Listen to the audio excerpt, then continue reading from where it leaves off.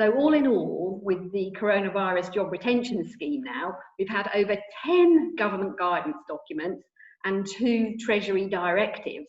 And no doubt we're going to get a 3rd Treasury directive, I suspect, in the next week or so.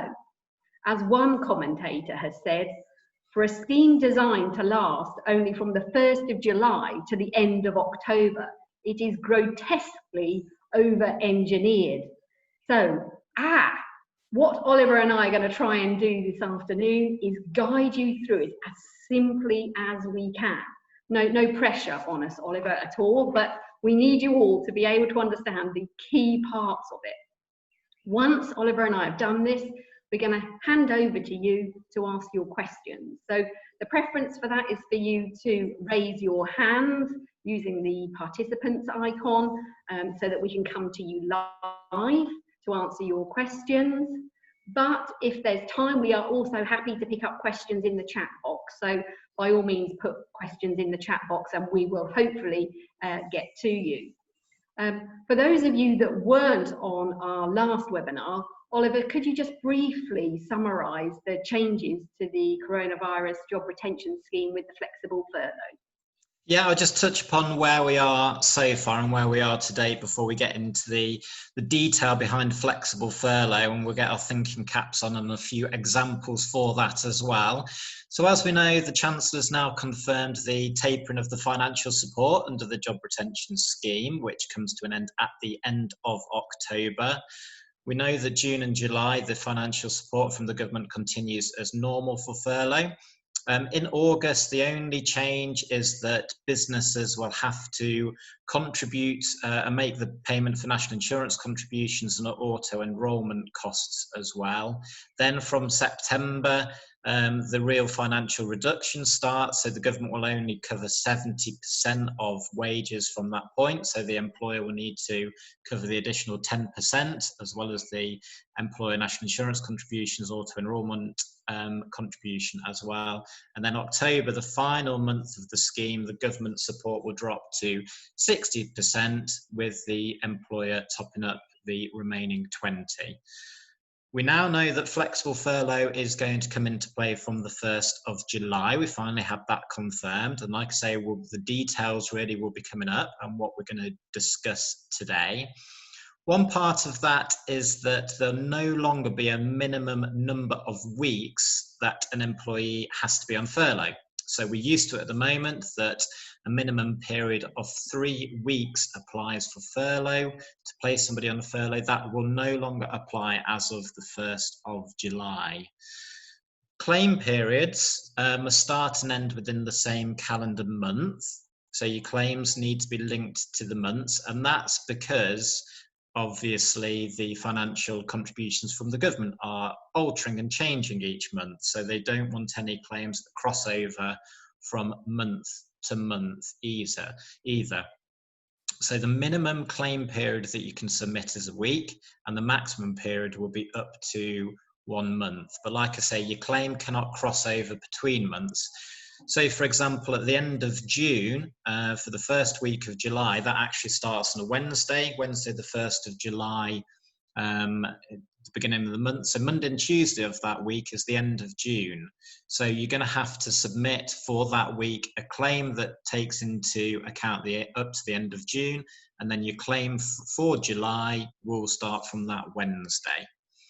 Finally, we now know that the scheme is closed to new entrants. So if an individual has not been furloughed previously, you are unable to furlough them now moving forward, and therefore not make use of the flexible furlough from the 1st of July that we'll be talking about.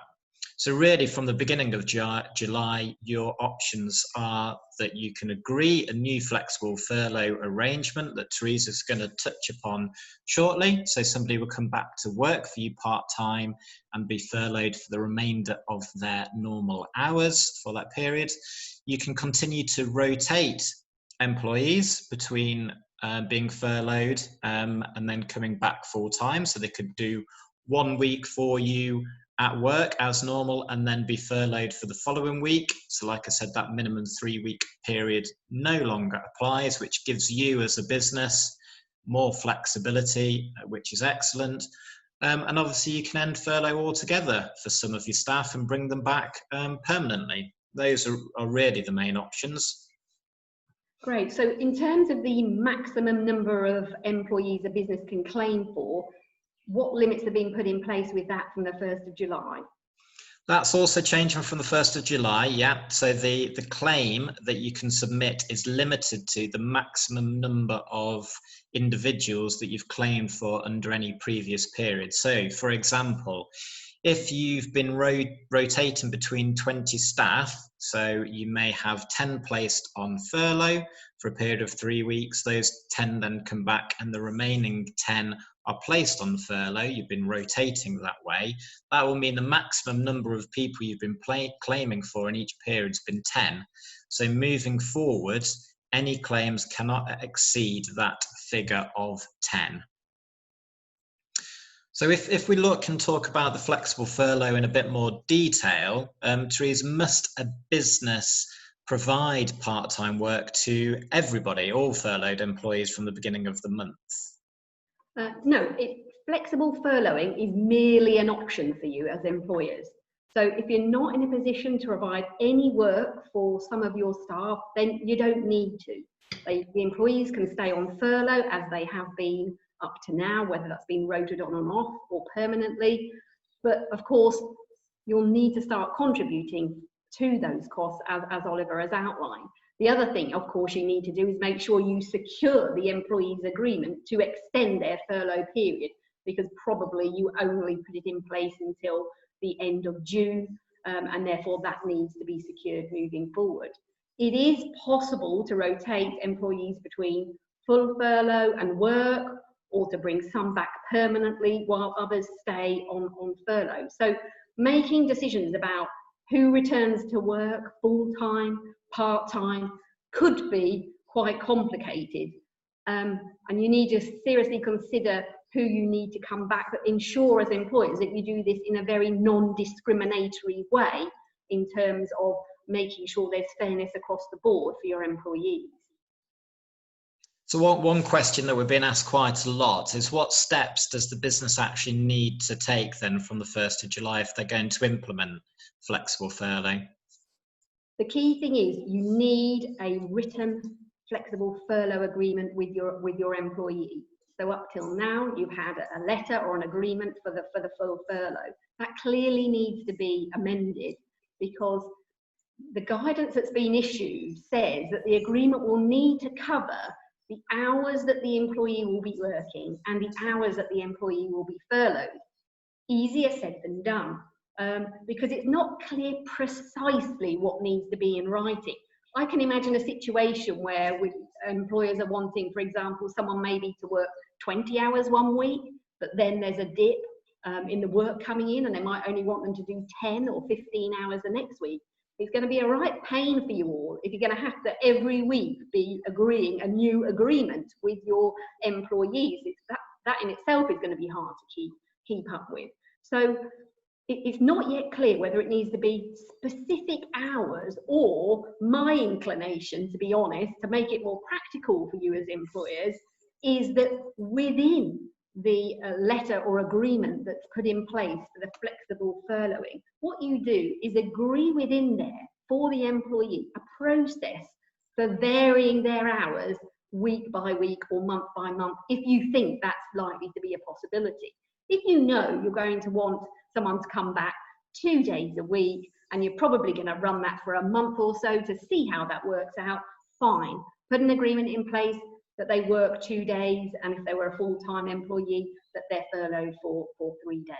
But if you really think you're going to have flexible nature of the work and you're going to need them to vary their hours, then let's make sure the wording is such that it entitles you to do that. As an employer, you're also going to need a system for calculating the hours that the employee has worked and those that they have not worked. One additional point that I just want to sort of re-emphasize here, they're only going to be eligible for flexible furlough from the 1st of July if they were previously furloughed for that continuous 3-week period at some point prior to the 30th of June. I think you're probably all aware of that now, but just to re-emphasize that. So there's no minimum amount that the employee has to work, no maximum amount, it is flexible. So when you've looked at the hours and potentially what somebody's going to return to on a flexible working basis, what can an employer actually claim for then in terms of the flexible furlough? Okay, so you're going to be able to claim the grant for the hours that your employee does not work. And that's calculated by reference to their usual hours worked in that claim period. And that's where the complication comes. Then Oliver and I are going to try and talk you through it. But the grant and the cap that we're all used to, the cap of the £2,500, is going to be reduced in proportion to the hours that the person does not work for you in that particular week/month. So, for example, an employee is entitled to 60% of the £2,500 cap if they're furloughed for 60% of their usual hours. So it's going to vary for each individual employee in terms of what you can claim, as it's indeed varied on the full furlough basis. But Oliver, how do the employers actually go about making those flexible furlough claims? Yeah, so prepare yourselves, everybody. We're just going to go through the basic steps, then we'll look at some examples to try and make it as easily digestible as possible. Famous last words, really. But to start off with, there's three main steps that you will need to be looking at before you're making a claim for anybody that's on flexible furlough. So number one is deciding what your claim period is going to be.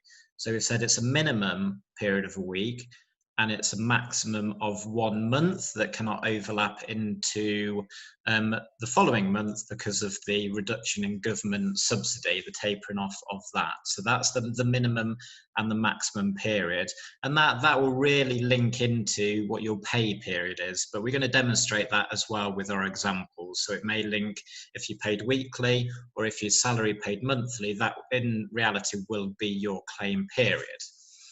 The second step that you're going to be looking at is to actually calculate the employee's worked hours. So what are they contractually obliged to do during that period? And then what hours are they furloughed? And this is where the system that Teresa mentioned of keeping tabs on what hours are worked and what hours are furloughed, you will need. And also to keep that evidence in writing if there's a later HMRC audit as well. You'll need that evidence to substantiate why you are claiming the amount you are for that individual, that employee. After you've worked out the number of hours that they've been furloughed or that they're working, you're then going to calculate the amount you can claim for those furloughed hours. And the principles on what you can claim for and what payments you cannot claim for are the same. So that's not changed in any way. It's just the proportionality principle is slightly different. But really, we'll run through an example to demonstrate that. Okay, so Oliver's going to run us through an example of a salaried employee first. He gets the easy one. He's given me the variable hours scenario. So we're going to share some slides with you. So please don't think that you need to be writing down what's on the slide, but email these through to you afterwards, so that you can see them. But Oliver's going to take you through this fixed hours example. Yeah, so the first example that we'll be looking at is for an employee that's on a fixed salary. So as I said, the first step is that you need to be looking at the hours that they ordinarily work. So for this example, we've got a salaried employee, as you can see, who's contracted to work for 40 hours per week over 5 days. They're also paid monthly, so quite a common scenario that many of you will be looking at and considering as part of flexible furlough. Now, in terms of the hours, what you need to be looking at and what the guidance state is that the hours that they were contracted to work for at the end of the last pay period ending on or before the 19th of March. So again, it ties in with that deadline from before. So you're looking at the 19th of March, what was this individual contracted to work for? And as we see, they were contracted to work for 40 hours per week over that 5 days. Now, what the business wants to do is to have a flexible return from the 1st of July, so start to use the flexible furlough scheme straight away, and initially for 2 days a week for July. First step is to look at the usual hours in the claim period. So we know that they contract for 40 hours a week. You then have to divide those 40 hours by the number of days in the work pattern. Now, this is where HMRC, the Treasury, have overcomplicated the matter slightly, and where we do get some strange results, because you include non-working days. So we know for this individual, the contract to work 5 days a week, and 40 hours over that, but we actually have to include the weekend within the calculation as well. So you divide in your 40 hours per week by 7 to take into account the calendar week, and then we are multiplying it by the number of days, calendar days, within the pay period. So for July, monthly paid, the number of calendar days within July is 31. So the number of usual hours that this individual will work under this calculation for July is 177.14. That's rounded up to give a whole figure of 178. That's what the guidance states. So that gives us the figure of the number of usual hours within the claim period of July. The next step is that we need to calculate the number of furloughed hours, so the amount of time that the individual will not be working for us. So the number of their usual hours is 178. We said at the beginning that we want this individual, we've confirmed it to them in writing as part of a flexible furlough agreement, that we want them to work 2 days per week for every week in July. So that is 5 weeks that they'll be working for 2 days, which arrives at this figure of 80 hours that they'll actually be working for us. We deduct that from the total number of hours for July, which gives us the figure that they are going to be furloughed for a total of 98 hours for July. Hopefully so far that's making sense. We will send these slides to you afterwards as well, so that you have them as by way of an example. Once we know the total number of furloughed hours, we then go on to see, well, how do we, or what can we claim for that figure of furloughed hours? What can we claim under the job retention scheme? So we know we have to pay them as normal for the hours that they work. So we're now looking at what we can claim under the job retention scheme for those furloughed hours. This individual is paid £30,000 per annum, which gives us the figure of £2,500 per month. We know that we have to subject that to the 80% cap, which gives us a figure of £2,000 that we can claim. So the claim under the job retention scheme is for the lower of 80% or the £2,500 cap. So for this individual, the maximum we can claim is £2,000. We then multiply it by the number of hours that they are furloughed, so 98. We then divide that by the number of total hours within the month of July, which gives us the figure of just over £1,100 that we can recover from the job retention scheme for that individual for July, plus the employer national insurance and pension contributions for July as well. Okay, so hopefully everybody's got that noted down or can have a look at the slides afterwards. But what, Oliver, about the situation where we've got salaried employees that are required to work whatever hours the employer wants? How do we work out what their usual hours are? Yeah, it's going to be difficult. With salaried employees, it can often be the case that they need to work as many hours as required. what the guidance states is that you really need to be looking at, and the best and safest option is to look what's within the contract of employment and contractually what they're obliged to do under the contract prior to the 19th of March. So it may state within the contract of employment that they need to be doing 40 hours per week, but such are the hours as is necessary, for example, is common wording. But realistically, your claim will be based on those notional 40 hours that you have within the contract. So if an employer's got a salaried employee, previously, you know, they haven't been monitoring and recording working hours, because as you say, it's up to the employee to do whatever hours are needed to get the job done, albeit their salary might be based on 40 hours. Does this mean that businesses are going to have to start monitoring and recording working hours for the salaried staff as well? In reality, yes, it does, because HMRC require you to keep the evidence for 6 years of the number of hours that that individual is working or expected to work, and therefore the number of hours that they are not working for you. So in theory, yes, you should be keeping a tab of hours that they do work, and therefore hours that that individual is furloughed, and to monitor that. In reality, with, say, for example, contractors who work 40 hours a week, you're going to be splitting it into days. So for this example, they're going to be back working for 2 days and furloughed for the 3. So that's how you'll keep tabs of it and split that into hours for each day in reality. Okay. So that's an example of somebody with fixed hours in their contract of employment. But Teresa, how is it going to work for an employee that's on variable hours?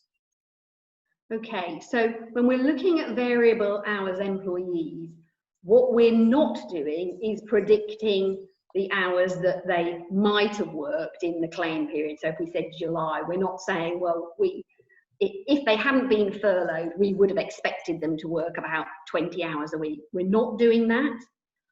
Also, the employer cannot agree with the employee what their usual hours would have been in the furlough agreement, because obviously the government were concerned that that would be open to abuse if we could say, well, let's say for July, you probably would have earned, worked 30 hours a week. Let's agree that in the furlough agreement. So if we've got an individual where the pay varies by the amount of time that the individual actually works, as an employer, you should have been showing on their pay slips since April 2019, when we had the change in the pay slip rules, the actual hours, number of hours that your employee has been working for you in that period.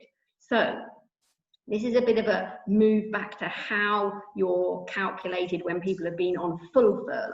So the usual hours here for a person whose hours vary is based on the higher of either the average number of hours worked in the tax year 19 to 20. So as I say, same as the full furlough there. So the average number of hours we're looking at here, not the pay, or the corresponding calendar period in the year 19 to 20. So if we're looking at July, if in July 2019, your employee on variable hours worked more in July than they did on the average of the last tax year, then you need to use the higher amount, which is the July 19 hours. So you're going to have to calculate, I'm afraid, employers, the usual hours for this individual for every pay period you're paying them, or part pay period that falls within the claim period. So yes, it gets more complex. If someone has worked for you less than a year, then you're going to just be able to claim the average monthly hours since they started working for you. So when you've calculated the usual hours by reference to that, what you need to include are any hours for which the employee was paid their full contractual rates, including holidays. So the holiday weeks are included. You've also got to include any hours that were worked as overtime. but only if they were paid for those hours and the pay was not discretionary. That's important. It's not discretionary overtime. In other words, they're not forced to do the overtime. It's if they've actually volunteered and done overtime and been paid for that overtime, then you need to include that when you're calculating the usual hours. Okay, so you've got that step to jump over before we even get to the same point that Oliver was talking about a few moments ago, to work out the usual hours for each pay period based on those average. So I think it's probably the easiest thing to do is to look at our next example that we've got up here on the screen. So we're looking here at an employee that's paid every 2 weeks and was furloughed on the 23rd of March. Now that becomes important because we can only calculate the hours up to the day before the person went on to the furlough leave, because this person wasn't in post and working all the way up to the 5th of April 2020. So what we're going to do here is we've calculated that the employee worked 1,850 hours between the 6th of April 19 and the 22nd of March. So that's including all the holiday pay hours as well. They'll be paid for the period from the 1st of July through to the 14th of July. And what we're looking to do is make a flexible furlough claim for that same period, the 1st to the 14th of July 2020. So we need to work out the average number of hours worked in the tax year 1920. So start with the 1850 that I mentioned earlier. So that's the number of hours worked, including the paid leave. Divide that by 352. So that's the number of calendar days the employee was employed in that tax year up to the date that they were furloughed. So as Oliver said, you've got to include unworked days as well. You're dividing it by 352. You've then got to multiply that by 14, because that's the number of calendar days in this pay period from the 1st to the 14th of July 2020, which we're claiming for. That gets us to 73.58. Same rule applies, round it up because there isn't a whole number, so that goes to 74. So, we've managed to get to the average number of hours, 74. We then need to work out, okay, flexible furlough, they've worked 40 hours in that period out of the 74 hours. So we calculate the number of furloughed hours as follows. Start with the 74, subtract the 40, the number that they actually worked. So the employee is furloughed for 34 hours. So that is the number of hours for which you will be claiming from the scheme, 34 hours, but then with the appropriate discounts for the 80% or with the cap. So I'm sure I've probably lost quite a few of you, only because I feel like I'm lost myself, because it is just not straightforward. But Oliver, I think it would be helpful to cover who should actually stay on full furlough during this period of time. Yeah, so when we, in one of the previous seminars, we stated that you may be left in a position within your business that you want people to return to work, but due to personal circumstances, they're saying that they're not able to at the moment. Certainly one area that you should consider and keep people on full furlough at the moment is those that are still shielding. So they're extremely vulnerable clinically, in line with medical evidence, they've been asked to shield. So those are prime candidates that you're going to be keeping on full furlough for the time being. As I mentioned, when you slowly start to reintegrate employees into the workplace, which is obviously the plan and what the government want businesses to do, It's when you may be challenged, shall we say, by employers that either say that they don't consider that they're safe to return to work at the moment due to their personal circumstances or those they live with or care for, or potentially people that don't feel safe to travel on public transport as well at the moment due to the risk of contracting coronavirus. Again, what you can do at the moment, and while the government support's still in place, is to keep these individuals on furlough while you explore with them exactly what their concerns are. So on one of our previous webinars, we touched upon health and safety, risks and concerns from the employment law perspective, and section 44 and 100 of the Employment Rights Act, so that you cannot dismiss an individual for raising health and safety concerns or subject them to a detriment. So for example, not paying them if they refuse to return to work. What furlough and flexible furlough will allow you to do is to encourage a return to the workplace for those that feel that they're at risk, or maybe that the measures put in place within the business won't protect them properly. You could say, look, we've put in place flexible furlough, come in for one morning next week under the flexible furlough principles, and not only will we be able to demonstrate to you that it is a safe working environment, we'll go through a risk assessment with you as well to demonstrate that, and to really go through any issues that they have got in order to mean that they can return to work and any health and safety concerns are dealt with properly. But certainly those are individuals that you can still make furlough useful for, shall we say.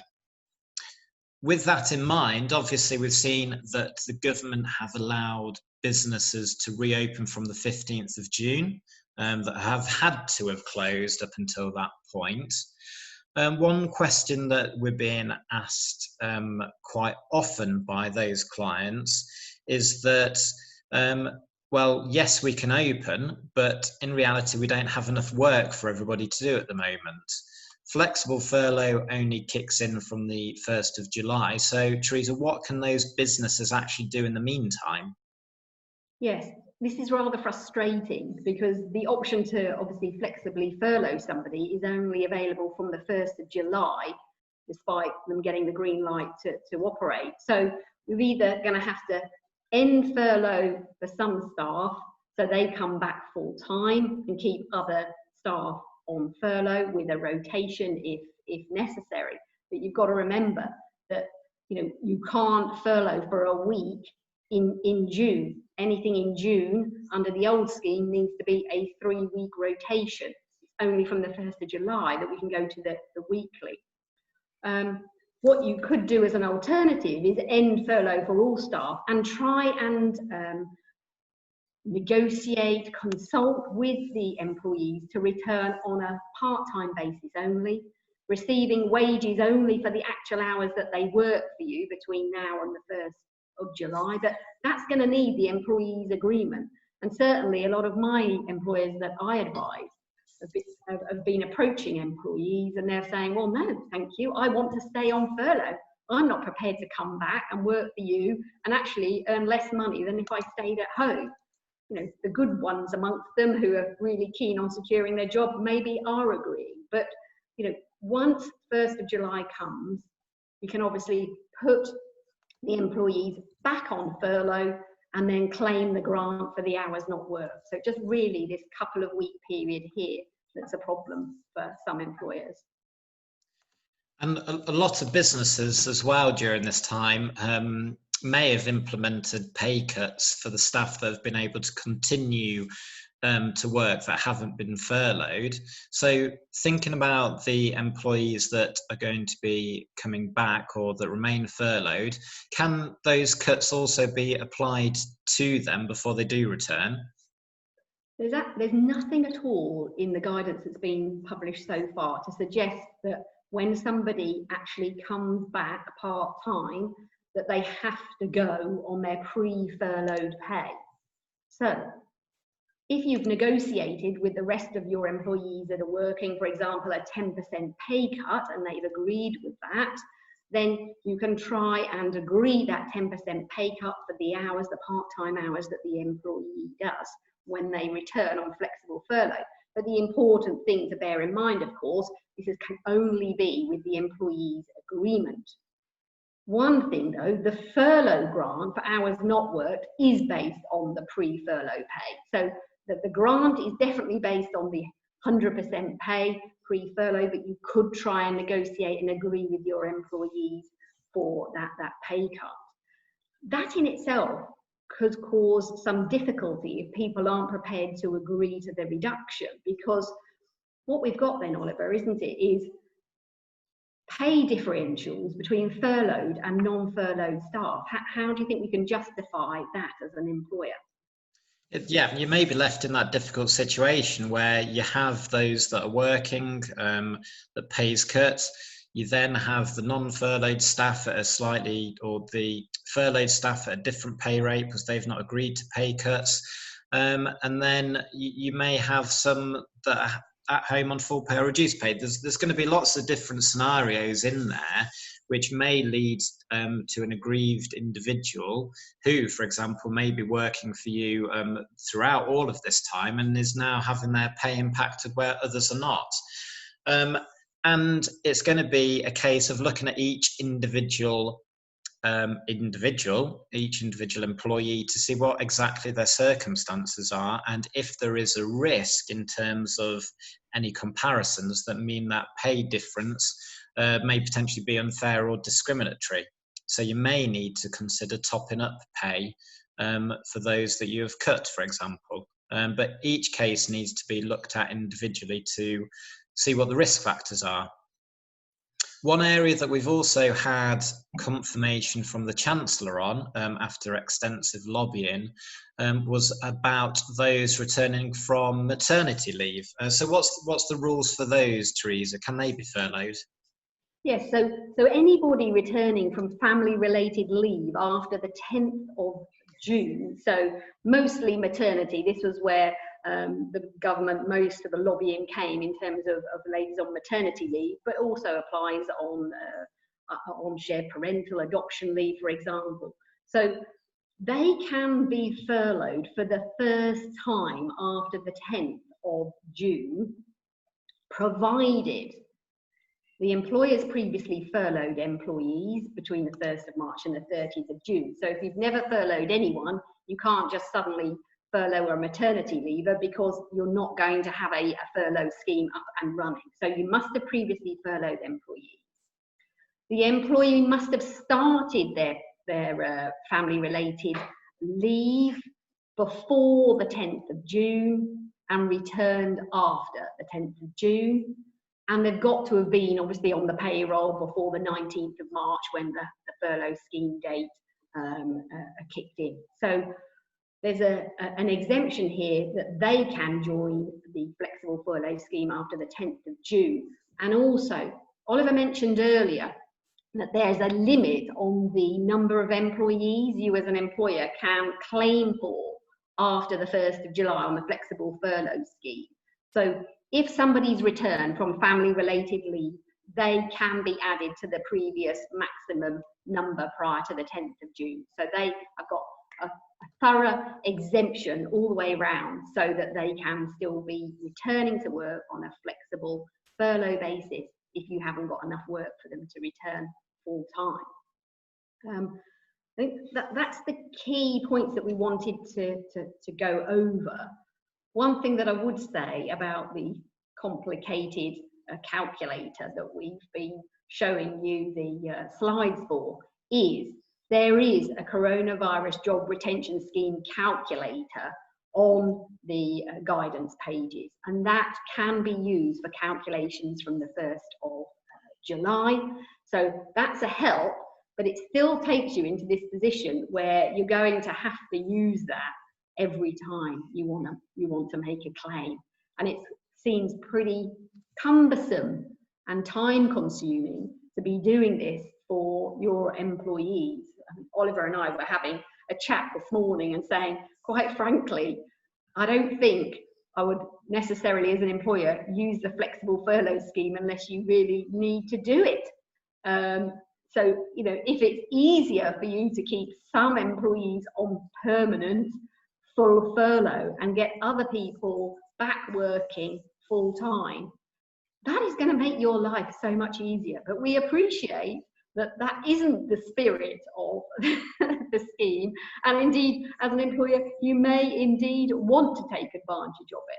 And I'm sure some payroll providers are going to get to grips with this, no problem at all, but they're probably all scratching their heads at the moment on how they're going to get their systems to operate that, just as, you know, we are as the lawyers trying to understand detail. So everyone, I think it's over to you to start asking us questions. So it would be great if anyone wanted to put their hand up so that we pan to you live.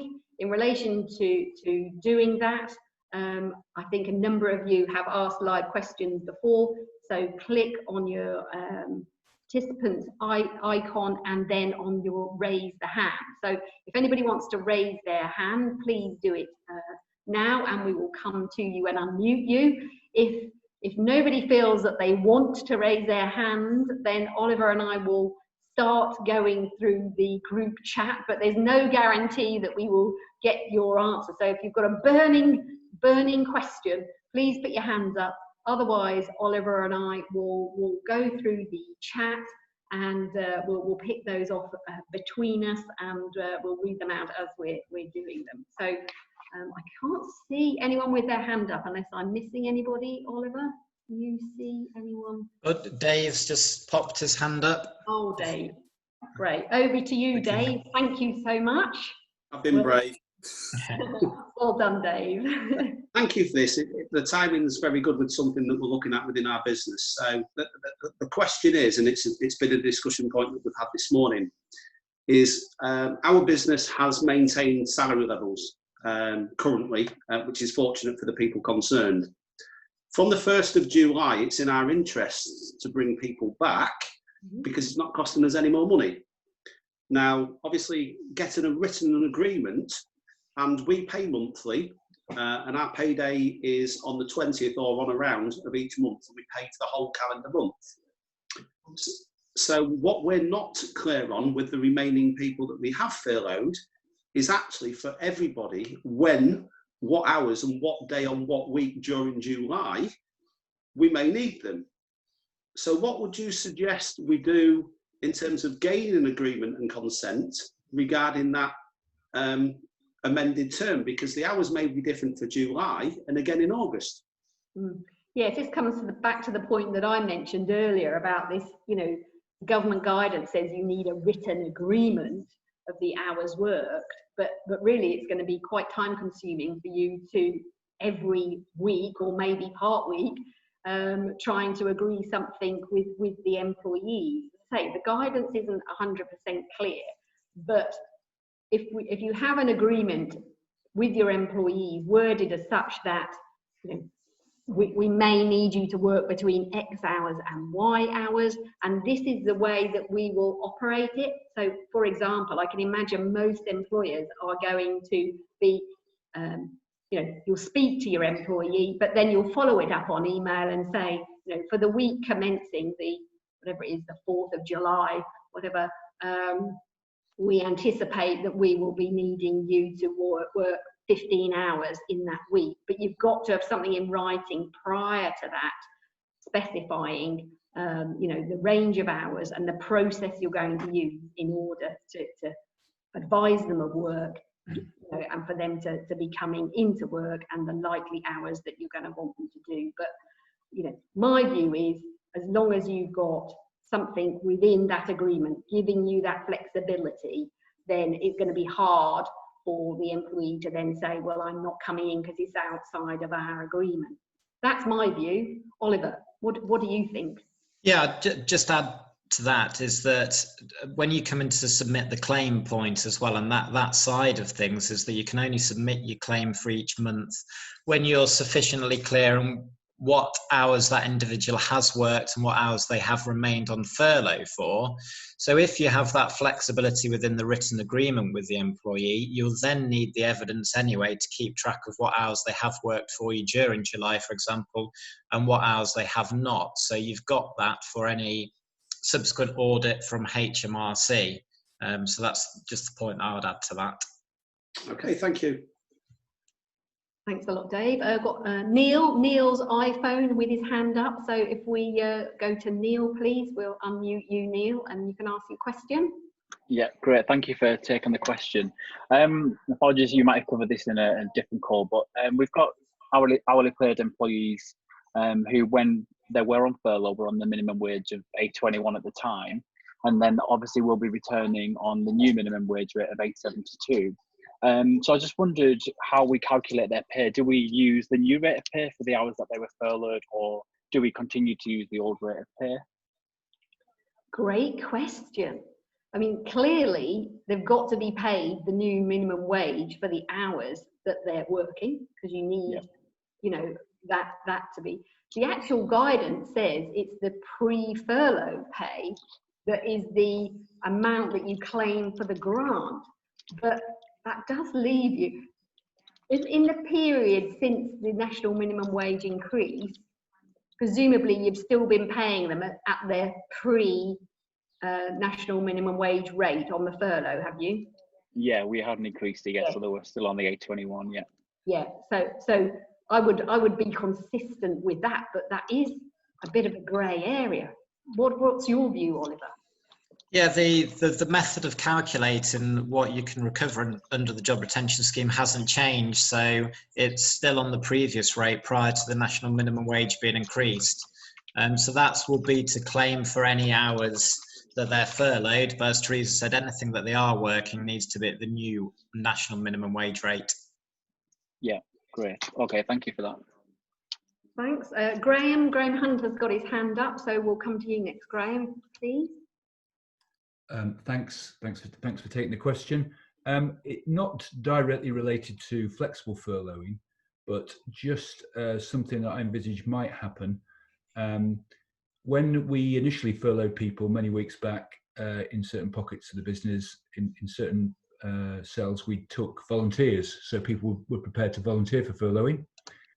With the passage of time and with as one or two individuals see flexible furloughing kicking in, one or two of them may come forward and said, well, I volunteered for furloughing, but I'm not happy with that anymore. I actually want to come back to work. Now, I think I know what the answer is. The answer is, well, tough. We signed an agreement, and so you remain furloughed. If we have no work for you, you remain furloughed. Is that the case? Oliver, do you want to take that one? Yeah, so it can be quite regular occurrence now, and that's what people are saying. But yes, it's down to you who you want to bring back. And if you have the agreement that they're going to be furloughed for a set period, then realistically the review points towards the end of that. So the power is in your hands, as it were. The only time the power's not in your hands, Graham, is, for example, if when you put them on furlough in the first place, you said, I'm putting you on furlough till the end of June, or, you know, a certain date. And of course you need their agreement to extend it, because when we all put people on furlough in April, we weren't necessarily thinking that the scheme would run as long as it has. So that would be the only time that you might come across a tricky issue, is if you want to extend it beyond the date you had in their original agreement and letter, and they, you know, object at that point. So make sure you go back to your agreement / letter that you gave to them initially and see when they agreed to stay on furlough until. That's great, thanks. Jane with a Y. Jane has a hand up. Do you want me to do it? Yeah, Mike, whatever you request. Oh. Hi, I'm going to set in, please. It's Mike in Jane's. Hello, Mike. Right. We've got a situation where we've had an employee, he's a temp employee on furlough, and a couple of weeks back, he was taken back off furlough. The client that we supply him to, we're a supply agency, the client that we supply him to have now decided that they don't want to use him. They feel he might be at risk because of his age. Are we allowed to put him back on furlough? So he was on furlough. Yes. He was, yes. More than a 3-week period. More than a 3-week period, yes. Yes, yeah, with his agreement, you can put him back on furlough, yes. We can do. That's good news. Thank you very much. Thank you. Well, it's good news for him. Thank you. Thank you. That's no problem at all. Anyone else? Oh, yes, Sharon's put her hand up. Sharon Harris. Sharon, Hi. Hi.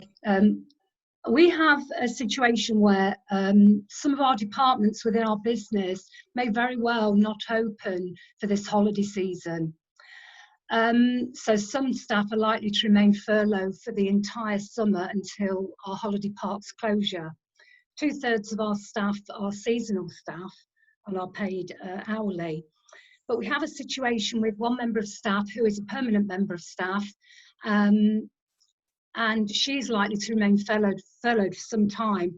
She now wants to go out and get another job because she knows she's going to be furloughed for a long period of time. We do have a clause in the contract which says they have to get written permission. It's a tricky one because we just really need some clarity on really the legalities of it, please. Oliver, you pick that one up. Yeah, first question, are you happy for them to go out to do the work with a proposed business? That's the first question. Probably not. Yeah, I mean, in principle, yes. So somebody that is furloughed can go out to get a new job and a second job. There's nothing wrong with that, and it doesn't risk your claim under the job retention scheme at all for that individual. The issues arise because of these contractual clauses. So in yours, you need the written consent before you do that. And again, the issues are going to surround if they're going to work for a business that may be a competitor, or then there's issues surrounding confidential information and potential breaches in that regard. So what's the issue with them working for the business? Is it a competitor? Is there an issue in terms of confidentiality, for example? I don't know. I've been asked by the manager to ask this question, and I've approached our MD, who just wanted some clarity, really, as to, I think it's the fact probably the person's actually bored and doesn't have anything to do. So other than that, but morally, I'm not sure where you stand with that when you're taking money and then taking a job in an area where there's not many jobs to start with. Yeah, it's a balance, as a lot of this is, isn't it, between morally what's right and wrong, but then legally and what you can claim for. But for the fact that that individual goes out to get another job and earnings that way does not stop or risk your claim for that individual under the job retention scheme. Okay, that's fine. Thank you for that. Just one other question, if I can ask as well, please. Now, it's only after the 1st of July going to be a minimum of a week for the furlough period. I've also been asked the question, a lot of our seasonal staff do not have their wages made up if they go on to statutory sick pay. Given how some of our departments we're looking at, they might be, when they reopen, we might have to work in teams. So if you've got a team of people working in close proximity, one member gets symptoms and has to go off, they're not going to get their wages made up. It'll just be the statutory sick pay. What I'm being asked is, now it's only a minimum of a week, why can't they go back on furlough? So where do we stand with that one, using furlough instead of sick pay? Please. Shall I pick that one up? Yeah. So if the individual is displaying symptoms, or if they've been contacted by track and trace, for example, because they've come in contact with somebody that is displaying symptoms, then they need to self-isolate, and they would have to be paid, and they qualify for SSP. So they cannot be furloughed for that. It would have to be SSP. That's great. Thank you. Yes, thank you. Thanks, Sharon. Right. I think that's all of the hands up. So let's have a look at the chat. If we start at the top of the chat, so we've got Liz asking, for full-time furlough, is there now no minimum weeks to qualify? Well, no, because somebody will already have been, they have to have been on 3 weeks continuous furlough in the period prior to the 30th of June. So provided they qualify along those lines, so then come the 1st of July, under the flexible furlough scheme, you can furlough them just for a week, as Oliver covered earlier. So, but they've got to have pre-qualified. The only people that haven't got to pre-qualify are those I mentioned that were on the parental leave. Well, Sheena's got a question for you, Oliver, about July having 5 weeks. Do you always round up the part week? So yes, in my example for July and that individual working 2 days a week, I based the example that they'd be working the Thursday and Friday. So it's a case of having a look at the calendar in reality. So July starts on the Wednesday, so they'll have 5 weeks in which they are working the Thursday and Friday of those weeks. Dave has asked a question. If an employee reduced her hours prior to returning to work in May, after maternity, and is now on furlough, does that raise an issue with the 19th of March date you refer to? It doesn't create an issue, Dave, because she was on your payroll on the 19th of March, and she has been on furlough, so she can carry on furlough calculated on the same basis. And just one point to note about that, when I talked about the returners from maternity leave, their furlough pay is calculated on their pre-maternity pay, not on their maternity pay. Gosh, we've got a very long question here from Charlotte. Do you want to read that out and take that, Oliver? If I can find it. From Charlotte. I don't think I've got that one. If you can read it out and I can answer it. It says, just to confirm, do we need to agree flexible working in working days, not hours? For example, if someone normally works 5 days per week, 8 hours a day, we need to bring them back 2 days a week and claim the other 3 days, rather than work, for example, 16 hours and claim 24 hours. Do they have to be brought back on full days? So no, they don't have to be brought back on 4 days at all. So part of the flexibilities you can pick as a business what you need the individual back for, and that's the agreement that you reach. So it could be that you need somebody for the morning, so half a day, you may need them only back for a couple of hours on a certain day. And that's why that the claim has to be as calculated in how many hours are they contracted to work, or what's the average, and therefore how many hours have they worked for you and remained on furlough. But you very much have the flexibility to decide how that works in terms of hours. It doesn't have to be days or half days. Lucy has asked, can you re-furlough someone in July who has been unfurloughed for several weeks? Yes, you can, as long as they've been furloughed for the 3 weeks at some point from the beginning of the scheme.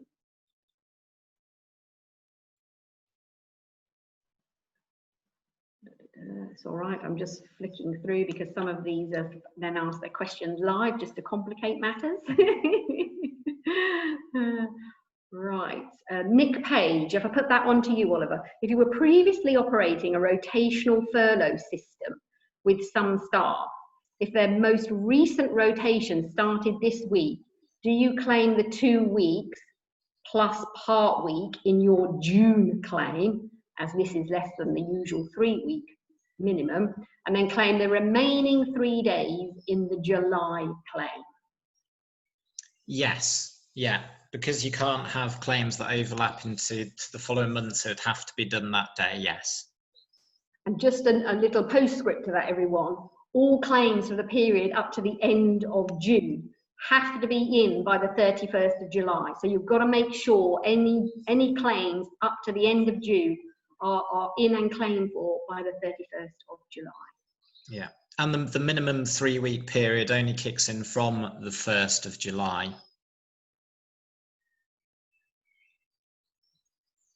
Stefan has said, if the minimum claim period is 1 week, an individual could work 1 day and be furloughed for the remaining 6. Is this correct? Oliver, do you want to take that? Yes, yeah, you can do that.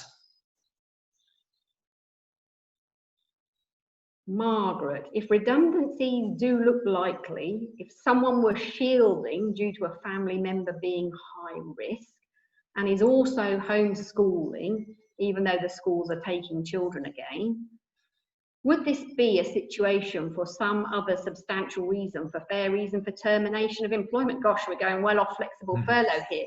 I'm assuming once the brother returns to school, there is a risk of COVID being brought into the home, so the mother could return to work. Gosh, okay, we need to try and cut through that. So, well, firstly, if somebody is shielding, then, as Oliver covered, you would normally leave them on full furlough. If it's a family member that's shielding, it depends whether they've got somebody to, you know, what their care needs are, and if they've got anybody to assist with their care of the shielded person.